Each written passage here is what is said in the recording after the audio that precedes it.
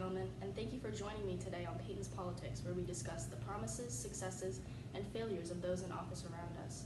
Today, we're going to be speaking on the past 100 days of President Biden's administration.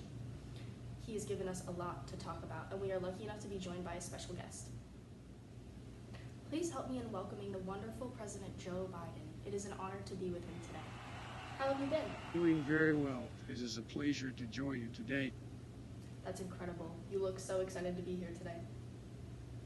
All right, let's get on with the politics. Let's talk about some recent developments.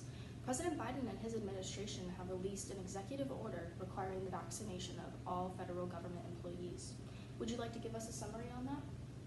It is my policy and my administration to stop the spread of coronavirus disease 2019, including the Delta variant, by relying on the best available data and science-based public health measures. I urge citizens to get vaccinated as quickly as possible. It is essential that the federal employees take all available steps to protect themselves and avoid spreading COVID-19 to their coworkers.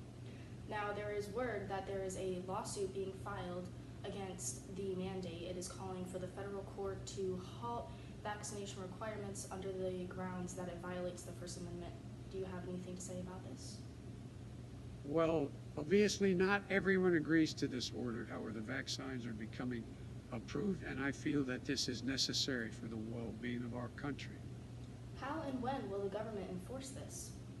Each agency is required to implement a program that requires COVID-19 vaccination for all of its employees, with exceptions only as required by law. The deadline to be vaccinated is November 22nd, 2021. After this date, those who refuse to complete or show proof of vaccination will be subject to discipline and could possibly lose their job. The Senate has decided to raise the debt limit through early December. This deal increases the ceiling by $480 billion.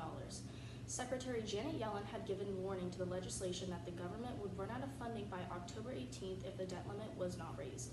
Senate Minority Leader Mitch McConnell floated the proposal, and Majority Leader Chuck Schumer announced that an agreement between the parties had been reached. It was voted 50 to 48. The bill is being waited on to pass through the House and get the final approval from President Biden. It is important to note that this is only a temporary fix, and the debt crisis will continue until the nation develops a better way to manage the limit.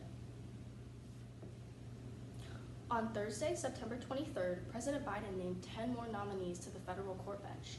His goal with his total 53 nominations so far is to bring more diversity to the judicial branch. Why is diversity so important to you? We are a diverse nation, and it is only fair to try to be as equally represented as possible within the government.